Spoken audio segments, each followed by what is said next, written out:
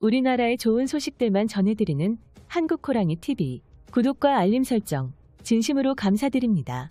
시청자 여러분 모두가 아시겠지만 불과 5년 전까지만 해도 KF-21 전투기의 개발을 두고 국내에선 갑론을박이 엄청나게 벌어지고 있었습니다. 특히 KF-21 전투기의 스텔스 형태인 블록2 개발에 대해 보람의 개발 반대 측 입장에선 개발 자체가 애초에 불가능하다며 KF-21의 도입 수량을 팍 줄이고 그 돈으로 미국산 F-35 전투기를 추가로 구매해야 한다는 말도 안 되는 주장을 펼쳤는데요. 그러나 KF-21 보라매가 현실로 모습을 드러낸 지금의 입장으로 봐선 참으로 어리석은 것이 반대파들의 주장이었습니다. 숲을 보지 않고 나무만 보며 당장의 미국산 전투기 구매에만 몰두했고 그들의 주장이 실제로 영향력까지 있었습니다. 당시 이 때문에 한창 순항 중이던 KF-21 사업 미래에 흑막이 드리워지며 상황이 안 좋게 흘러갔었습니다.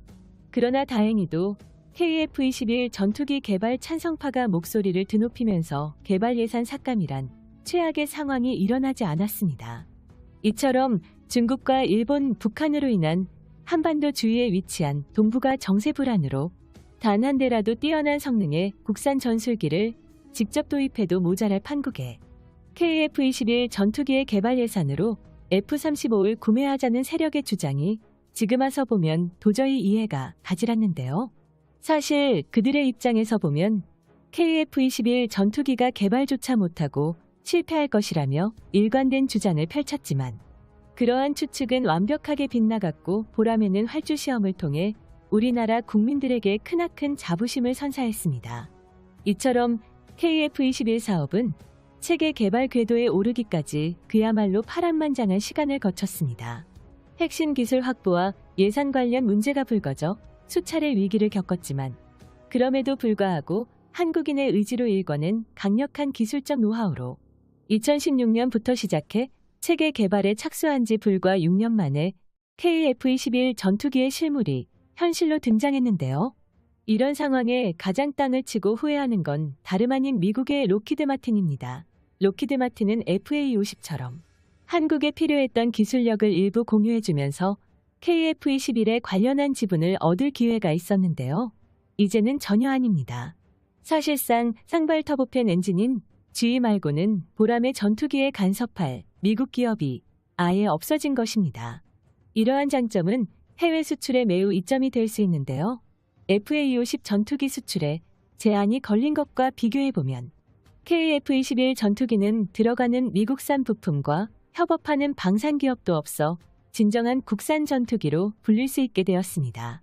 그러나 과거로 돌아가보면 국내 연구진이 밤낮 없이 고생하는 가운데 미국의 눈초리를 피할 수는 없었습니다. 그동안 전투기 부품 하나 제대로 보내주지 않았던 미국에서 한국의 독자적 레이더 개발을 가만히 둘 리 없었습니다. 한국은 한미동맹으로 미국과 최후방국으로 손꼽히고 있기에 한국의 군사력이 강해지면 미국 입장에서는 주변 적국들을 억제하는 데 더욱 도움이 되기 때문에 매우 좋다고 볼 수 있겠지만 그럼에도 불구하고 여러 핵심 기술 이전을 거부하면서 한국이 무기 소비국으로 남기를 바라고 있는 것이 미국의 본심입니다.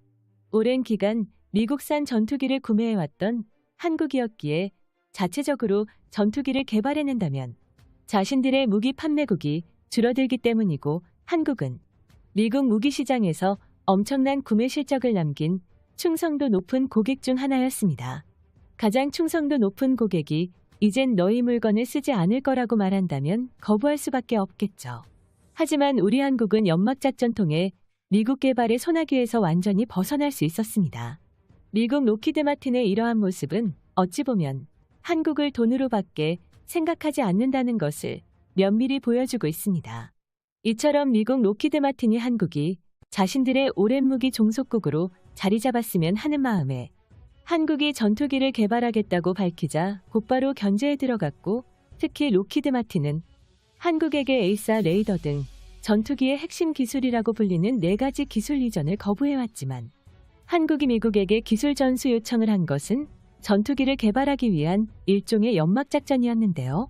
사실 록히드 마틴에서 개발한 레이더 기술은 F-22와 F-35에 적용되기 때문에 군사 기밀로 분류되기 때문에 어떻게 보면 기술 전수를 해주지 않는 것이 당연하다고 볼 수 있습니다. 우리 한국은 이 같은 사실을 인지하면서 레이더 개발을 위한 명분을 만들기 위해 연막작전을 사용한 것입니다. 미국은 한국의 레이더 독자 개발을 실패할 것으로 확신하며 한국이 레이더 기술을 개발하는 동안 자신들의 항공 장비들을 한국에게 홍보했는데요. 한국이 자체적인 전투기 개발을 통해 사업이 좌초될 경우 전력의 공백이 생기는 동안 미국산 전투기와 항공 전자장비들을 대량으로 한국에게 판매할 수 있기 때문입니다. 하지만 미국의 예상은 완벽히 빗나가 버렸습니다. 전투기 개발에서 가장 어렵다고 평가받고 있는 A사 레이더를 한국에서 독자 개발하는 데 성공했습니다. 한국형 레이더는 현존하는 전 세계 레이더 중 이렇게까지 스텔스 전투기를 섬세하게 탐지할 수 있는 레이더는 존재하지 않는 것으로 평가되고 있는데요. 질화갈륨을 이용한 지름 30cm 송수신 모듈 2000개로 이루어진 프로토타입의 K-A사 레이더는 200km 거리에서 가상으로 접근하는 적의 전투기 10대를 동시에 추적 가능합니다. 이는 레이더 상황실에 실시간으로 전송되면서 이동 경로와 속도까지 확인할 수 있게 되는데요. 또한 전자광학 표적 추적 장비와 더불어 적외선 추적 장치 등 레이더가 꺼진 상태에서도 표적을 탐색할 수 있습니다. 레이더를 제작한 소재도 굉장히 뛰어나다고 평가받고 있는데요. 레이더에 들어가는 소재는 한국형 레이더 반도체 공법을 이용해 기존 미국의 특허를 완전히 피해가면서 전력 증폭률이나 열전도율이 높아 열에 강하다는 특징을 가지고 있으며 내구성도 40%가량 향상시킬 수 있었는데요.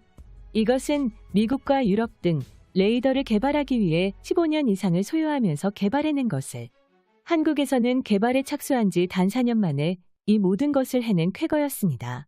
또한 하나시스템의 A사 레이더 안테나 장치와 레오나르도의 신호 처리기 전원 공급기를 결합한 통합 솔루션을 구현해 다양한 기체에 적용할 수 있도록 제품군을 확대해 글로벌 수출 시장을 공동 개척해 나갈 계획인데요.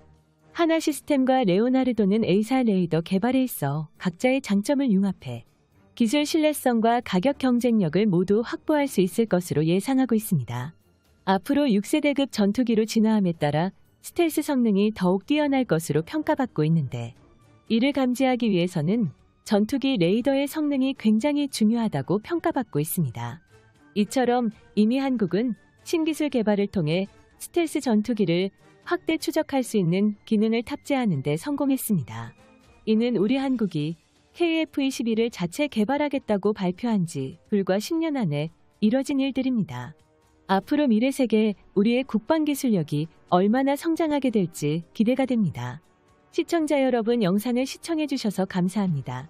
여기까지 봐주셔서 정말로 고맙습니다.